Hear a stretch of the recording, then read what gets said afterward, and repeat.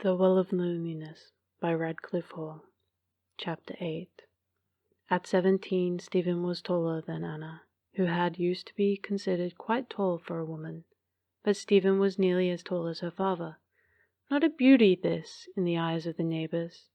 Colonel Atrim would shake his head and remark, "I like 'em plump and compact. It's more taking." Then his wife, who was certainly plump and compact, so compact in her stays that she felt rather breathless, would say, "But then Stephen is unusual, almost a wee bit unnatural. Such a pity, poor child. It is a terrible drawback. Young men do hate that sort of thing, don't they?" But in spite of all this, Stephen's figure was handsome in a flat, broad-shouldered and slim-flanked fashion, and her movements were purposeful, having fine poise. She moved with the ease and assurance of the athlete. Her hands, although large for a woman, were slender and meticulously tended. She was proud of her hands. In fact, she had changed very little since childhood, still having Sir Philip's wide, tolerant expression. What changes there were only tended to strengthen the extraordinary likeness between father and daughter. For now that the bones of her face showed more clearly, as the childish fullness had gradually diminished, the formation of the resolute jaw was Sir Philip's. His too the strong chin with the shade of a cleft. The well-moulded, sensitive lips were his also. A fine face, very pleasing, yet with something about it that went ill with the hats on which Anna insisted, large hats trimmed with ribbons or roses or daisies and supposed to be softening to the features. Staring at her own reflection in the glass, Stephen would feel just a little uneasy. Am I queer looking or not? She would wonder. Suppose I wore my hair more like mother's. And then she would undo her splendid, thick hair, and would part it in the middle and draw it back loosely. The result was always far from becoming, so that Stephen would hastily plait it again. She now wore the plait screwed up very tight in the nape of her neck with a bow of black ribbon. Anna hated this fashion, and constantly said so, but Stephen was stubborn. "I've tried your way, mother, and I look like a scarecrow.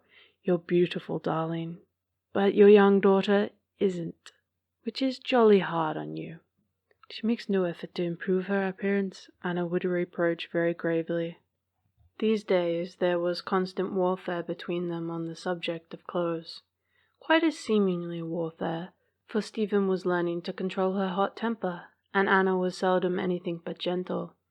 Nevertheless, it was open warfare, the inevitable clash of two opposing natures who sought to express themselves in apparel, since clothes, after all, are a form of self-expression. The victory would now be on this side, now on that.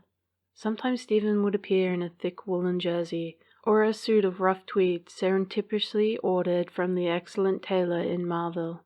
Sometimes Anna would triumph, having journeyed to London to procure soft and very expensive dresses, which her daughter must wear in order to please her, because she would come home quite tired from such journeys. On the whole, Anna got her own way at this time, for Stephen would suddenly give up the contest, reduced to submission by Anna's disappointment, always more effective than her disapproval. "Here, give it to me," she would say rather gruffly, grabbing the delicate dress from her mother. Then off she would rush and put it on all wrong, so that Anna would sigh in a kind of depression and would pat, readjust, unfasten and fasten, striving to make peace between wearer and model, whose amicable feelings were evidently mutual. Came a day when Stephen was suddenly outspoken. "It's my face," she announced. "Something's wrong with my face." "Nonsense," exclaimed Anna, and her cheeks flushed a little, as though the girl's words had been offensive. Then she turned away quickly to hide her expression. But Stephen had seen that fleeting expression, and she stood very still where her mother had left her, her own face growing heavy and sombre, with anger, with the sense of some uncomprehendable injustice. She wrenched off the dress and hurled it from her, longing intensely to render it, to hurt it, longing to hurt herself in the process, yet filled all the while with the sense of injustice. This mood changed abruptly to one of self-pity. She wanted to sit down and weep over Stephen. On a sudden impulse, she wanted to pray over Stephen, as though she were someone apart, yet terribly personal to her trouble. Going over to the dress, she smoothed it out slowly. It seemed to have acquired the importance of prayer. The poor crumpled thing lying crushed and dejected. Yet Stephen these days was not given to prayer. God had grown so unreal, so hard to believe in since she had studied comparative religion. Engrossed in her studies, she had somehow mislaid him. But now here she was, very wishful to pray, while not knowing how to explain her dilemma. "I'm terribly unhappy, dear important God," would not be a very propitious beginning. And yet at this moment she wanted a God, a tangible one, very kind and parental, a God with a white flowing beard and a wide forehead, a benevolent parent, who would lean out of heaven and turn his face sideways the better to listen from his cloud, upheld by cherubs and angels. What she wanted was a wise old family God, surrounded by endless heavenly relations. In spite of her troubles, she began to laugh weakly, and the laughing was good, for it killed self-pity. Nor can it have offended that venerable person whose image persists in the hearts of small children. She donned the new dress with infinite precautions, pulling out this bow and arranging its ruffles. Her large hands were clumsy, but now they were willing, very penitent hands full of deep resignation. They fumbled and paused, then continued to fumble with its endless small fastenings so cunningly hidden. She sighed once or twice, but the sighs were quite patient, so perhaps in this way, after all, Stephen prayed. Anna worried continually over her daughter. For one thing, Stephen was a social disaster, yet at 17 many a girl presented, but the bare idea of this had terrified Stephen, and so it had to be abandoned. At garden parties she was always a failure, seemingly ill at ease and ungracious.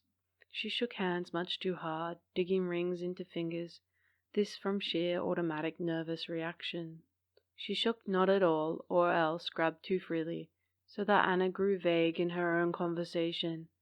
All eyes and ears she would be as she listened.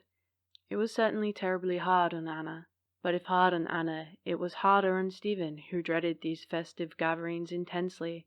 Indeed, her dread of them lacked all proportion, becoming a kind of unreasoning obsession.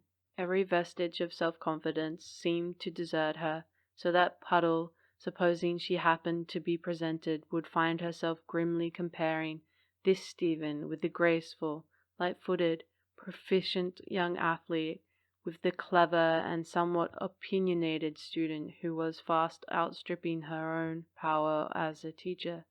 Yes, Puddle would sit there grimly comparing, and would feel not a little uneasy as she did so. Then something of the pupil's distress would reach her, so that perforce she would have to share it, and as like as not she would want to shake Stephen. Good Lord, she would think, why can't she hit back? It's absurd, it's outrageous to be disgruntled by a handful of petty, half-educated yokels. A girl with her brain, too. It's simply outrageous. She'll have to tackle life more forcibly than this, if she's not going to let herself go under. But Stephen, completely oblivious of Puddle, would be deep in the throes of her old suspicion, the suspicion that had haunted her ever since childhood. She would fancy that people were laughing at her. So sensitive was she that a half-hearted sentence, a word, a glance, made her inwardly crumble. It might well be that people were not even thinking about her, much less discussing her appearance. No good. She would always imagine that the word, the glance, had some purely personal meaning.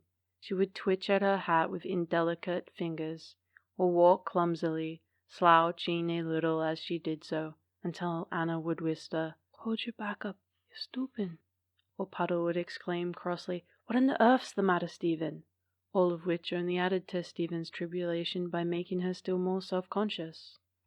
With other young girls she had nothing in common, while they, in their turn, found her irritating.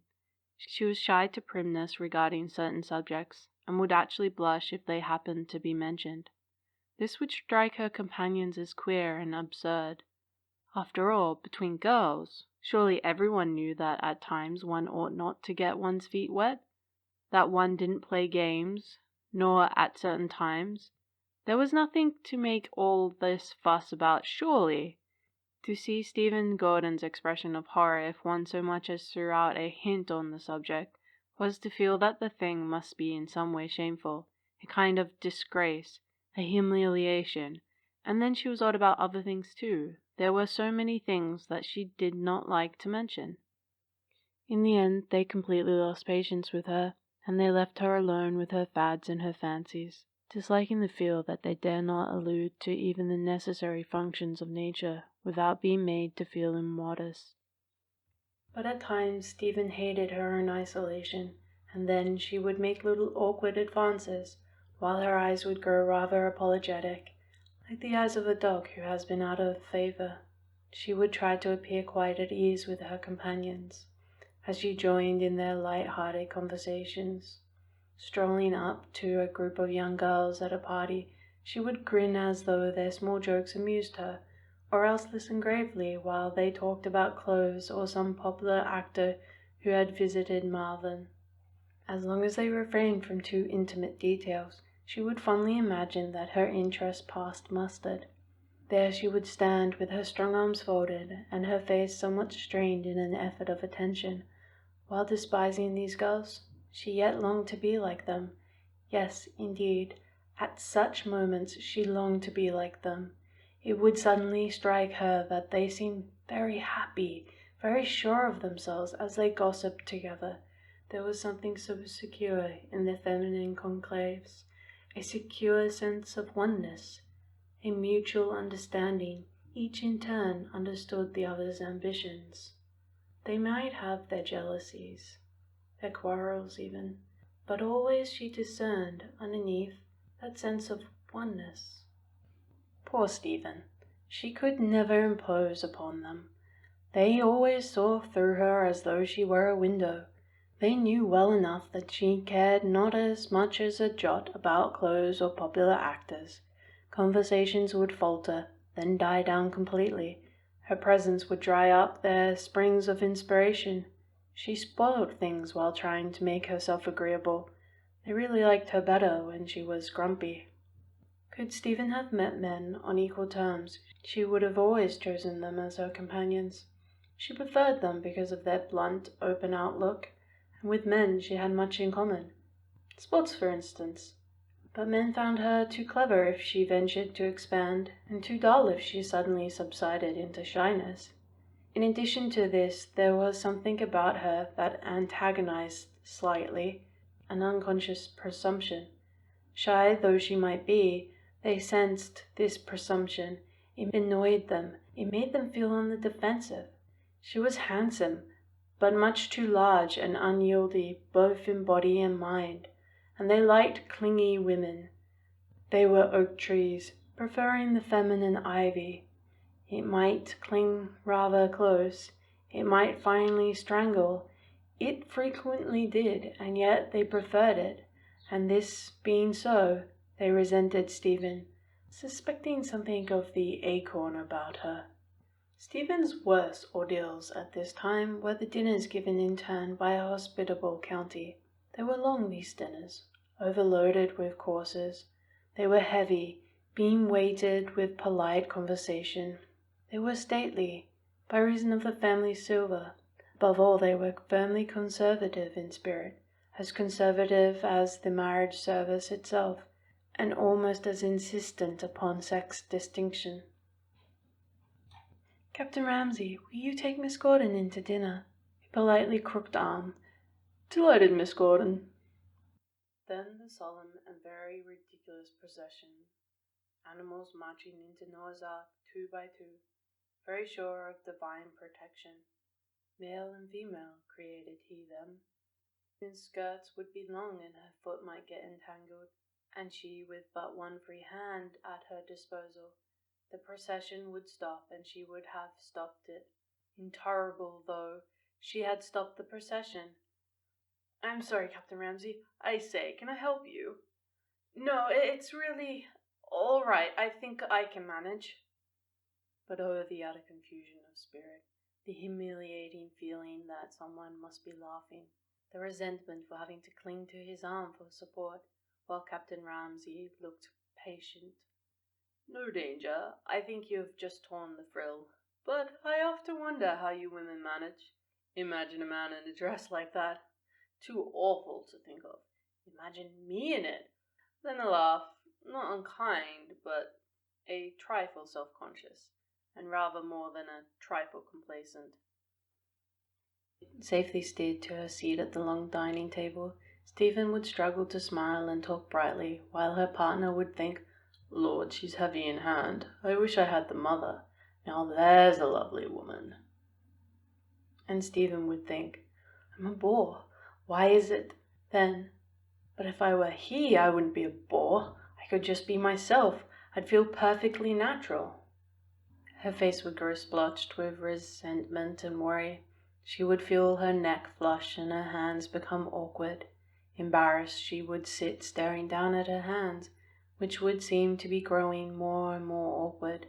No escape, no escape. Captain Ramsay was kind-hearted. He would try very hard to be complimentary. His grey eyes would try to express admiration, polite admiration, as they rested on Stephen. His voice would sound soft and more confidential, the voice that nice man reserved for good women, protective, respectful, and yet a little sex-conscious, a little expectant of tentative response. But Stephen would feel herself growing more rigid with every kind word and growlient assumption. Openly hostile she would be feeling, as poor Captain Ramsay or some other victim was manfully trying to do his duty. In such a mood as this she had once drunk champagne, one glass only, the first she had ever tasted. She gulped it all down in sheer desperation. The result had not been Dutch courage, but hiccups. Violent, insistent, incomprehensible hiccups had echoed along the whole length of the table. One of those weird conversation lulls had been filled, as it were, to the brim with her hiccups. Then Anna had started to talk very loudly. Mrs. Atrim had smiled, and so had her hostess. The hostess had finally beckoned to the butler. "Give Miss Gordon a glass of water," she had whispered. After that Stephen shunned champagne like the plague. Better hopeless desperation, she decided, than hiccups. It was strange how little her fine brain seemed able to help her when she was trying to be social. In spite of her confident boasting teraphy, it did not seem able to help her at all. Perhaps it was the clothes, for she lost all confidence the moment she was dressed as Anna would have her. At this period clothes greatly influenced Stephen, giving her confidence, or the reverse. But be that as it might, people thought her peculiar, and with them that was tantamount to disapproval. And thus it was being borne in upon Stephen that for her there was no real abiding city beyond the strong, friendly old gates of Malton, and she clung more and more to her home and to her father. Perplexed and unhappy, she would seek out her father on all social occasions, and would sit down beside him. Like a very small child, this large muscular creature would sit down beside him, because she felt lonely, and because youth, most rightly, resented isolation. She had not yet learnt that the loneliness placed in this world is the no man's island of sex.